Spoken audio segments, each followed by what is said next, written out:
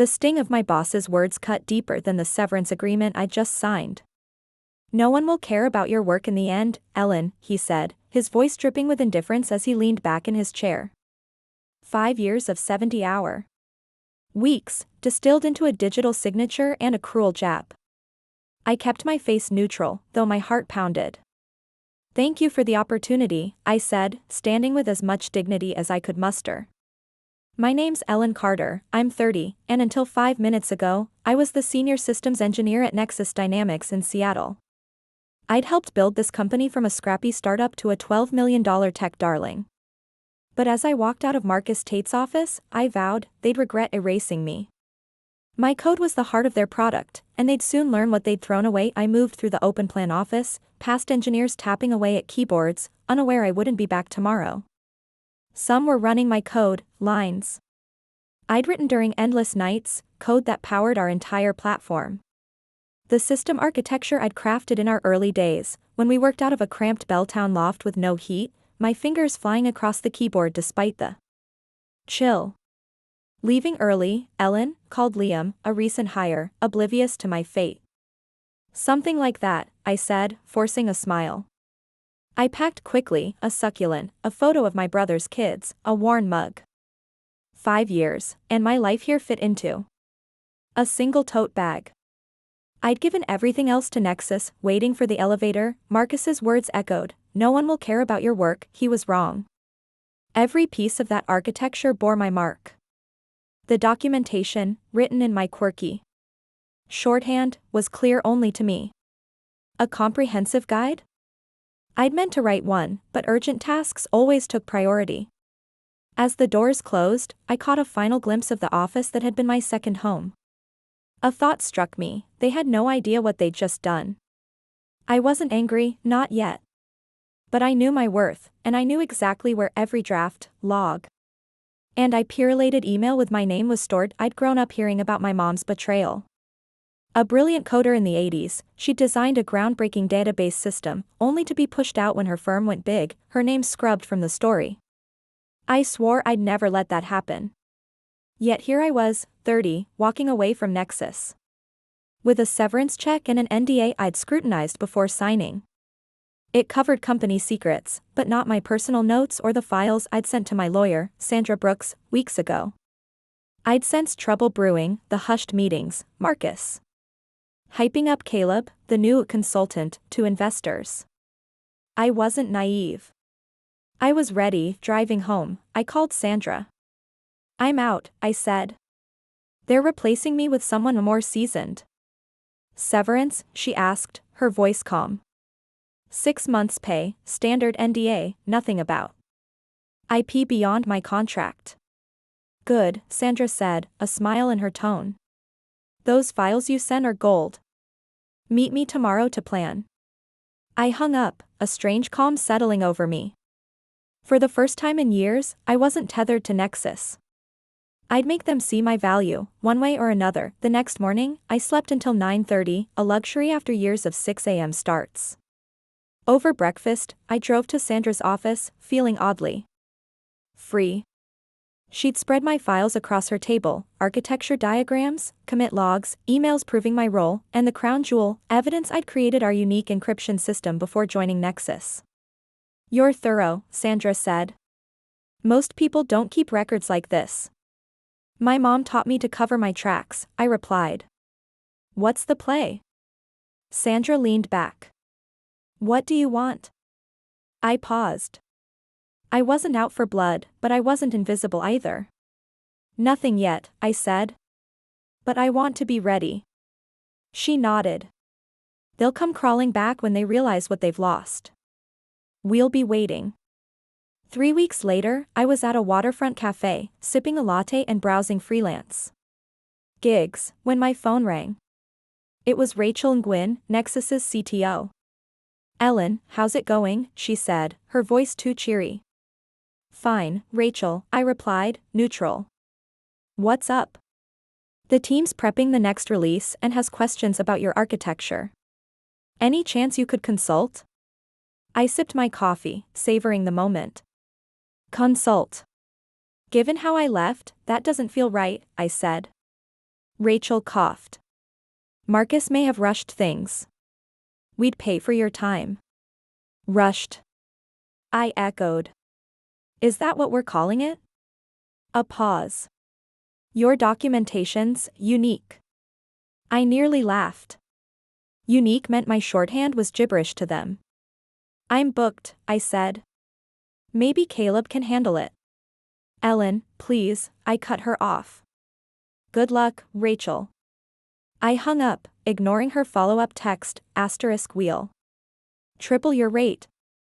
Please call that night. As I chopped vegetables for dinner, an email from Mia Chen, a junior engineer I'd mentored, popped up.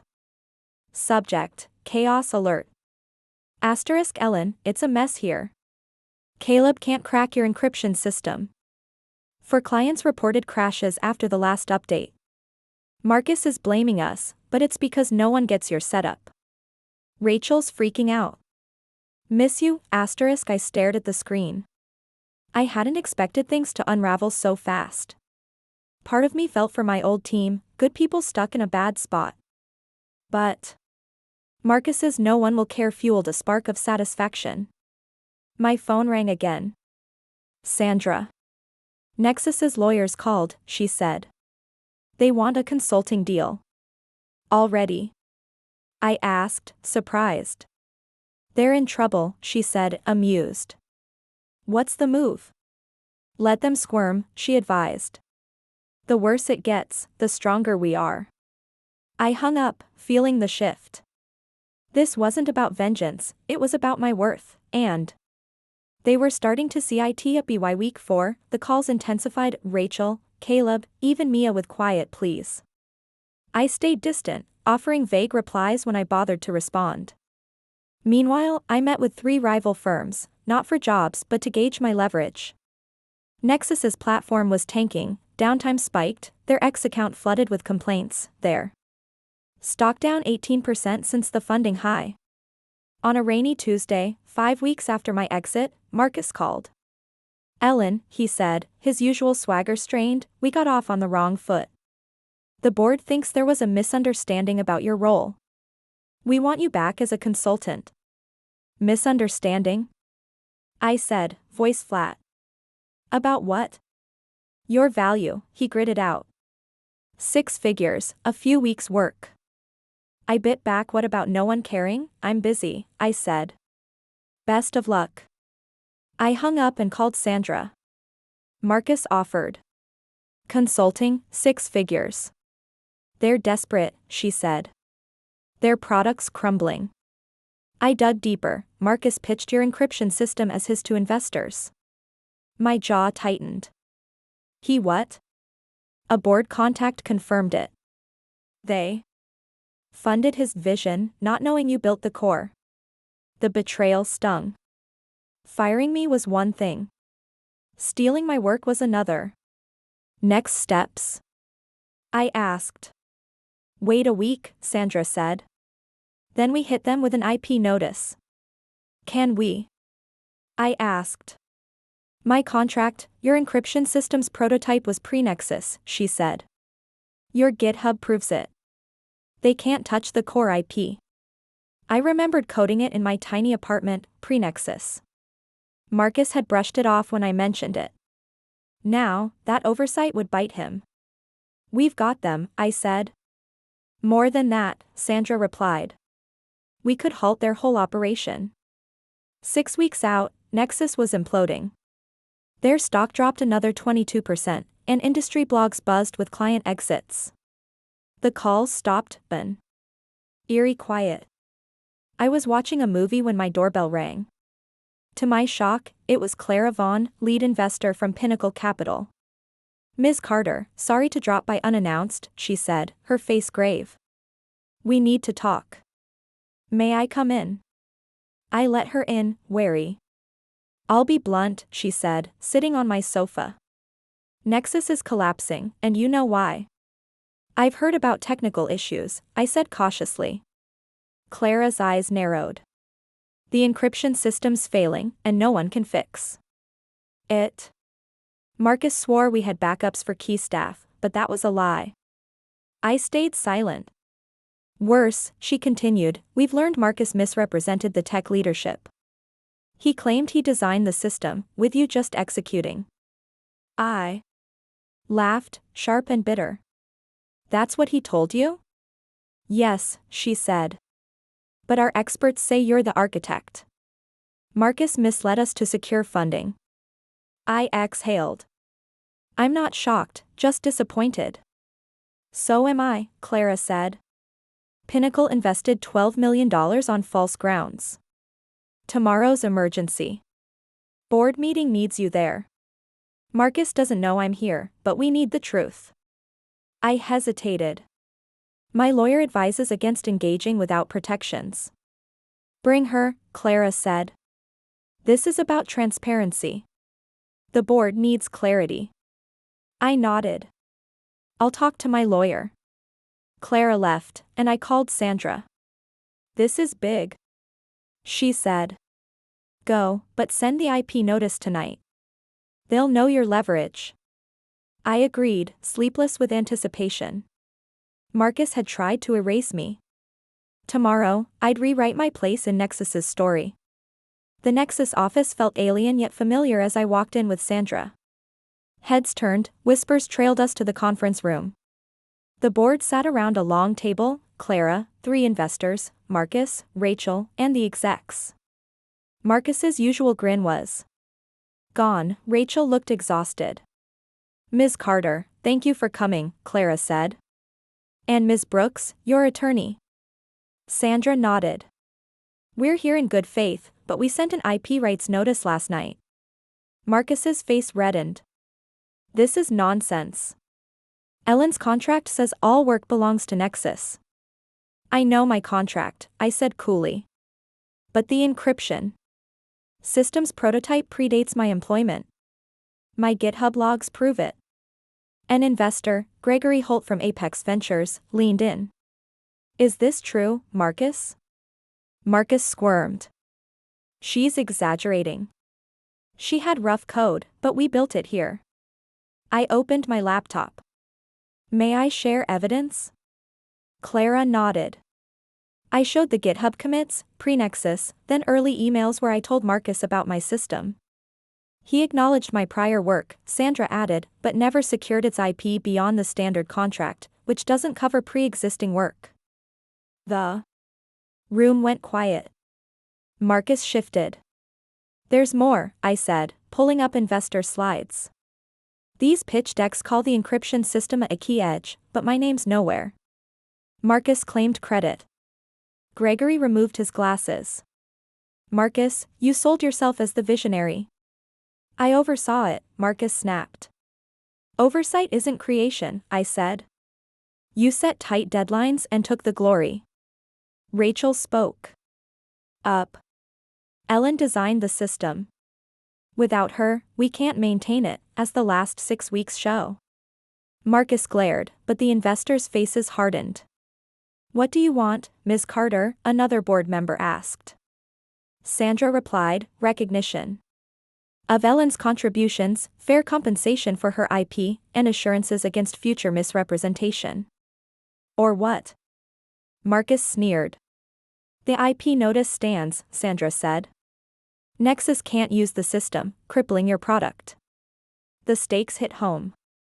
Nexus's $12 million valuation teetered, and I, the forgotten engineer, held the key. The meeting stretched 3 hours. Marcus's defenses crumbled as evidence piled up. Gregory called a recess, the board huddled privately. When they returned, Clara spoke with authority. We've made decisions. First, a leadership change. Marcus, your misrepresentations are unacceptable. Your role as CEO ends now. Marcus paled. You're joking. I built this. With Ellen's tech, Gregory said, which you hid. Clara continued, we're offering Ellen the CTO role, with equity and full credit for her work. We propose a licensing deal for the encryption system, with royalties. Finally, we'll publicly correct the record, naming Ellen as the system's architect. Marcus stood. You're handing the company to an extortionist. No, I said softly, I'm ensuring the truth. Gregory nodded. It's final, Marcus. Stay as an advisor or leave. Marcus stormed out, the door slamming. The vindication wasn't about revenge, it was justice. 3 months later, I stood on a stage at Nexus's headquarters, addressing our team and reporters. Today's platform update marks a new chapter, I said. We're building on transparency and teamwork. My encryption system, now maintained by an accredited team, had clear documentation, ensuring no single point of failure. After, Clara approached. The turnaround's impressive. Complaints are down 90%, and clients are returning. Team effort. I said, proud. Your leadership drove it, she replied. Heard about Marcus? I shook my head. He's pitching a new startup, but funding's tough. Reputations stick. I nodded. I hope he grows from it. Some lessons cost more, she said. Later, an email from Marcus arrived, *Ellen, I'm sorry. I should have valued you. Nexus is yours now, *. I replied simply, *Marcus, thanks for the apology. Good luck. Painful lessons can teach the most, *. It wasn't about grudges, it was about truth. The severance agreement, once a symbol of dismissal, now sat framed in my office, a reminder of what I'd overcome. At 30, I wasn't just an engineer, I was a leader, my contributions etched into Nexus's future. They thought no one would care about my work. I proved them wrong, line by line. Truth by truth.